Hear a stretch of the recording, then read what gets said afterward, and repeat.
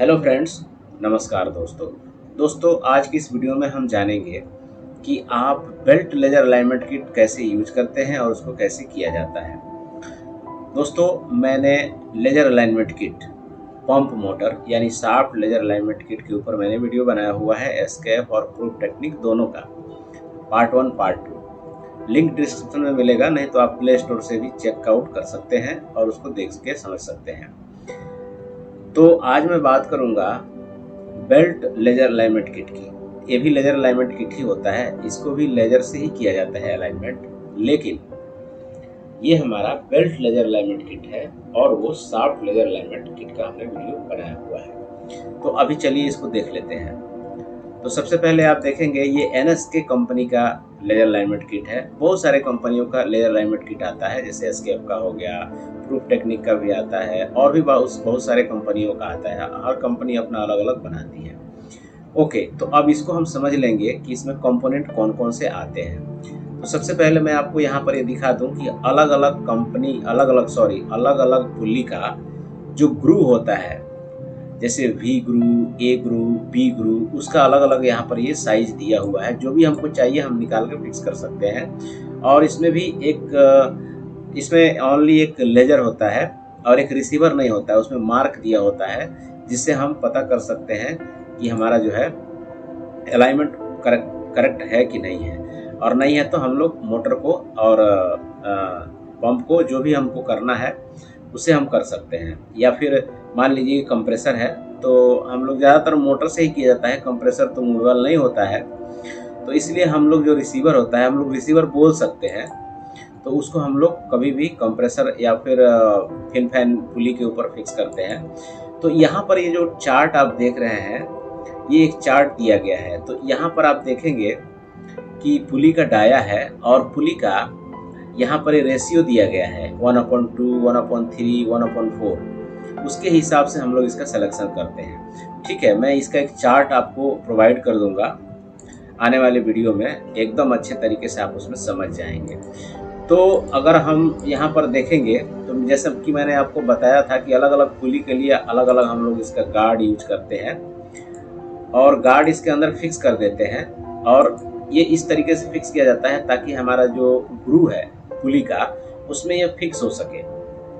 तो ये थोड़ा भी प्ले नहीं होना चाहिए, नहीं तो अलाइनमेंट हमारा सही नहीं आएगा।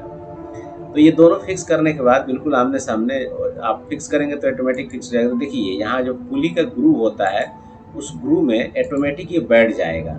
अगर थोड़ा भी मिसमैच होगा तो ये बराबर काम नहीं करेगा, अलाइनमेंट भी बराबर नहीं होगा।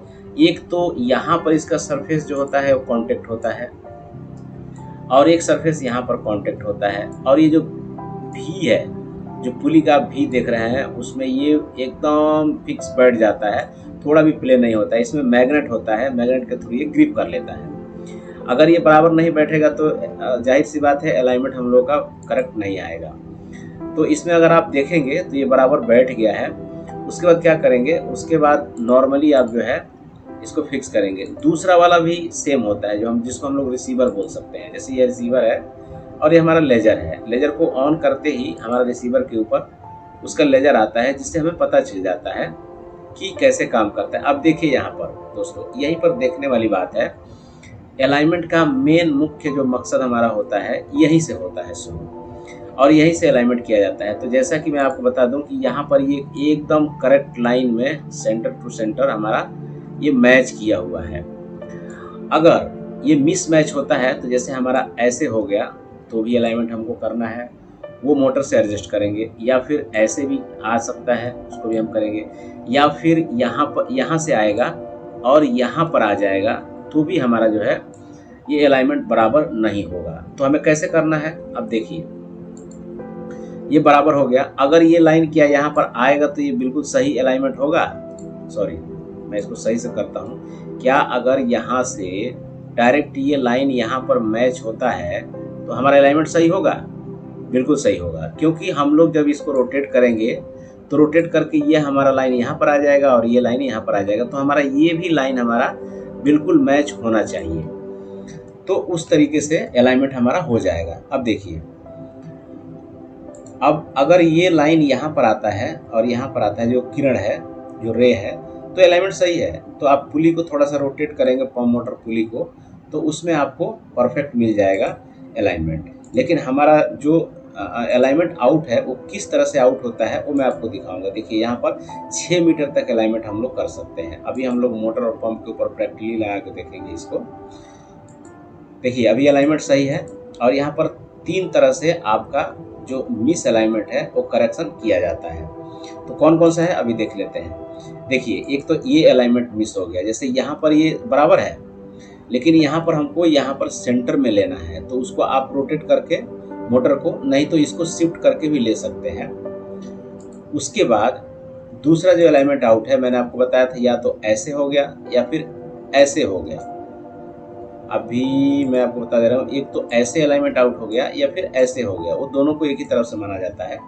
तो ये भी एक तरह का अलाइनमेंट आउटनेस है, उसको भी हम लोग मोटर से ही सही करते हैं। ये प्रैक्टिकली जब आप करेंगे तो बिल्कुल आपके समझ में आएगा। तीसरा अलाइनमेंट ये आउट है।